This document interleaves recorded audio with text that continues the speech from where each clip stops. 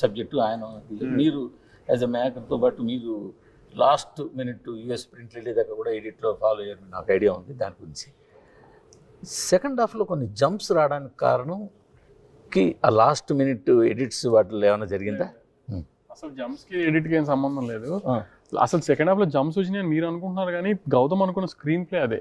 Jump ఎక్కడ మరి మీరు చివరిని క్లైమాక్స్ని ఎగ్జిక్యూషన్ కన్నా నెరేటివ్కి ఎందుకు ఇంపార్టెన్స్ ఇచ్చారు? కాదు సార్, అక్కడ ఎగ్జిక్యూషన్ అంతా ఆల్రెడీ అయిపోయింది. ఇప్పుడు ఆ ముసలావిడ అక్కడ ఆ రోజు అడవిలో జరిగిన షూట్అవుట్లో ఆ ముసలావిడ ఆవిడ చిన్న పాప బతికింది.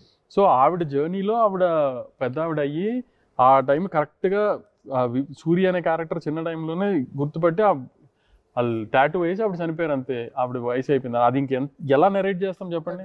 ఆ చిన్న ఆవిడ అక్కడికి వెళ్ళింది కదా, దివికే కదా వెళ్ళలేదా? ఆ చిన్న పాప పెద్ద అయ్యి దివికే చేరింది. మరి ఇక్కడ కదా టట్టు వేసింది. అదే ఇప్పుడు సూర్య ఎక్కడున్నా అక్కడ డెస్టినీ, అదే సూర్య ఎక్కడున్నా అక్కడ చేరింది అనేది. అంకాపూర్కి దివిక్ చేరలే.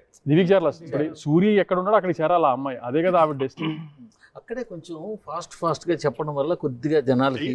ఇంకోటి ఏమైందంటే సార్ అక్కడ నేను 100 సార్లు చూసుకున్నాను. అక్కడ మీరు అన్నట్టు రిలీజ్ యూఎస్ కాపీకి పంపిస్తున్నప్పుడు కూడా అర్ధరాత్రి 2 నేను నవీన్ క్యూబ్లో కూర్చొని కూడా చూసుకున్నాను.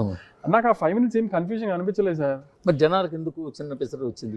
అదే మీ అందరినీ అడుగుతున్నాను సార్. మీరు జనరల్ గా చెప్పండి సార్. అది ఒకటి హరీడ్గా ఇప్పుడు అదొక పాయింట్ చెప్పారు, కొంచెం హరీడ్గా ఎక్స్ప్లెయిన్ చేసాం అనేది. సార్ అది పక్కన అసలు మీకు సెకండ్ హాఫ్లో ఇష్యూ ఎక్కడ వచ్చింది సార్? అది ఇష్యూ ఆ లాస్ట్ హాఫ్ అంటే సెకండ్ హాఫ్ ని 2 పార్ట్లు చేసుకుంటే అంటే సార్ పార్ట్ 1 పార్ట్ 2 ఎప్పుడైతే విడగొడుతున్నారో ఎక్కువ సమస్య ఏంటంటే పార్ట్ 2లో చాలా చెప్పాలనుకుని పార్ట్ 1 న్యాయం చేస్తారు. అసలు అలాంటి ఏం జరగలేదు అన్నారు గారు, అదేగా చెప్తున్నా. అసలు మేము పార్ట్ 2లో ఏదో చెప్పాలని దీంట్లో ఆపింది ఏదీ లేదు, ఇవన్నీ పిచ్చి మాటలు, అసలు ఏదీ లేదు. సో బేసికల్ గా ఏమైందంటే this is like a thriller లాగా. చివర్లో next lead what ever last 5 minutes voice over ఉంది కదా, దట్ ఈస్ వెరీ ఎక్సైటింగ్. అంటే బయటకు వెళ్ళే వాళ్ళకి హై ఇచ్చి వెళ్తుంది. బట్ అందులో చెప్పింది సెకండ్ హాఫ్ లో కొంచెం సిస్టమాటిక్ గా ఇంప్లిమెంట్ చేసి జనాలకి ఇంజెక్ట్ చేసి ఉంటే అట్లా ఆర్గానిక్ గా హై వచ్చేది. ఆ డిస్కషన్స్ జరిగినాయి. ఇప్పుడు రాజమౌళి గారు చెప్తారు చూసారా, ఈ రీఇన్కార్నేషన్స్ ఉన్నప్పుడు లేకపోతే డెస్టినీ కలుస్తున్నప్పుడు మధ్యలో ఆ గ్లిమ్సెస్ ఇస్తారు. ఇప్పుడు చరణ్ గారికి ఇలా వేలు తగిలినప్పుడు ఫ్లేర్ రావడం అవన్నీ రాజమౌళి గారు ఇందులో కూడా ఇచ్చారు కదా. మధ్యలో అంటే విజయ్ కింగ్ ఫోటో చూడటం ఒకటే ఉంటది. సో అట్లాంటి 2-3 వేద్దాం గౌతమ్ అని అడిగా. అక్కడికి వచ్చేటప్పటికి ఏమవుతుందంటే, as I'm commercial film maker, నాకు అలాంటి థాట్సే వస్తాయి. ఇట్లా ఇస్తే బిల్డప్లు ఏంటంటే, ఇప్పుడు విజయ్ గారు ఆ ఫోటో చూడగానే, ఆ కింగ్ ఫోటో చూడగానే అలా మ్యూజిక్ పడుతుంది, థియేటర్లో జనం అరిశారు, శ్రీరాములు ఇట్లో రియాక్ట్ అయ్యారు. సో అలాంటి కమర్షియల్ మీటర్ సీన్లు కోసం నేను ఆలోచిస్తా.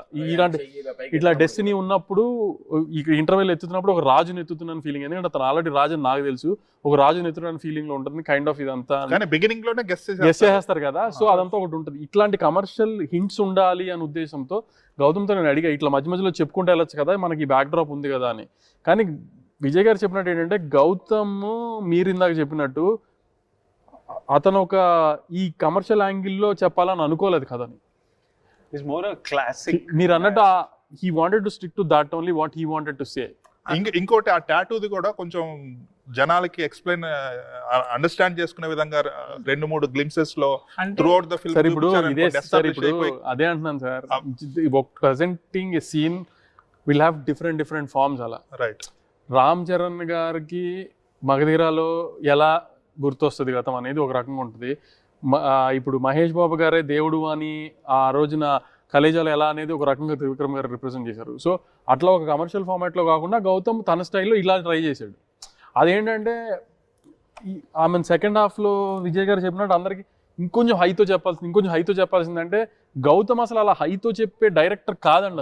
అసలు అతని థాట్ ప్రాసెస్ అలా ఉండదు. అసలు చాలా చోట్ల గౌతమ్ అండర్ప్లే చేశాడు, కానీ ఎలివేషన్ ఇవ్వచ్చు, ఇక్కడ హీరోయిజం చూపించవచ్చు అన్న చోట కూడా అండర్ప్లే చేశాడు. అంటే గౌతమ్ ఏమంటాడంటే, సెట్ మీద అక్కడ ఆ ఇన్సిడెంట్ జరిగి వీడు ఇంకా రివెంజ్ మోడ్కి వెళ్ళే వరకు వాడు అట్లా బిహేవ్ చేయకూడదు. అంటే బ్రదర్ చనిపోయి విజయ్ రియాక్ట్ అయ్యేదాకా, సూర్య అనే క్యారెక్టర్ రియాక్ట్ అయ్యేదాకా అతన్ని సూపర్ హీరో చెయ్యొద్దు, అండర్ ప్లే చేయాలి. Actually he is an agent, he shouldn't be ఎందుకంటే ప్లస్ మీదకి వెళ్ళకూడదు. ఇప్పుడు ఈ పెద్ద ఫైట్ చేస్తారు, ఎవడితనో అని డౌట్ వస్తుంది, ఒక స్పై మీద అలాంటి డౌట్లు రాకూడదు. ఇట్లా ఏంటి రియలిస్టిక్ సినిమాలోనే ఆలోచిస్తారు. సో కొంచెము పోనీ మేము ఎక్కడ తప్పు చేసామో అని అది కూడా చూసుకోవాలి అనుకుంటే ఇంత కమర్షియల్ సినిమాగా మౌంట్ చేసిన దాంట్లో కొన్ని రియలిస్టిక్ వదిలేసి కమర్షియల్ పాయింట్స్ వెళ్ళాల్సింది, ప్రెజర్ పెట్టాల్సింది గౌతమ్ మీద. కానీ మీరు అన్నట్టు ఒక జెర్సీ డైరెక్టర్ని క్రియేటివ్ ఫ్రీడమ్ ఇవ్వకుండా నేను ప్రెజర్ పెట్టడం కూడా కరెక్ట్ కాదు కదా. సో అందుకని ఆ క్రియేటివ్ ఫ్రీడమ్ తనకు వదిలేసాం, నేను కానీ విజయ్ గారు కానీ ఎవరైనా. సో ఆ ప్రాసెస్లో ఇట్లాంటి చిన్న చిన్న కమర్షియల్ ఇక్కడ మీరు అన్వర్ గారు అన్నట్టు చాలా మంది అన్నారు ఇక్కడ ఇంకా లేస్తుంది అనుకున్నప్పుడు అంత లెగలేదండి అని. సో ఆ కమర్షియల్ సైజ్కి పుష్ చేయకుండా వదిలేయటం కూడా మేము ఏమన్నా. ఇంకోటి ఏంటంటే హీరోయిన్ తో మనం డైరెక్ట్ సీన్ చూస్తే గానీ అర్థం కాదు that they are under cover అని. As a matter of fact ఒక సీన్ లో తెలిసిపోద్ది, ఎస్టాబ్లిష్మెంట్ ఉంటుంది డైరెక్ట్లీ. ఆమె he gives her an hint and she delivers it to the Indian embassy, something like that. Then వీళ్ళిద్దరూ లవ్ లో ఉన్నారని ఒక చోట ఎస్టాబ్లిష్ అయింది. సో బేసికల్ గా అది కొంచెం స్మూత్ గా ఉంటే ఆ యాంగిల్ అన్నారు కదా, వాళ్ళిద్దరి మధ్య సడన్ గా హీరో హీరోయిన్ కొంచెం ఫ్రెండ్లీగా ఉన్నారని. ఎందుకంటే కొంతమంది ఎటువంటి ఫిల్మ్ అయినా they want little love correct అండి, కలుగుతుంది. కానీ లాస్ట్ లో మనీష్ చౌదరి భాగ్యశ్రీతో మాట్లాడుతున్నప్పుడు అది క్లారిఫై చేసాం. Tell me honestly, was that an after thought?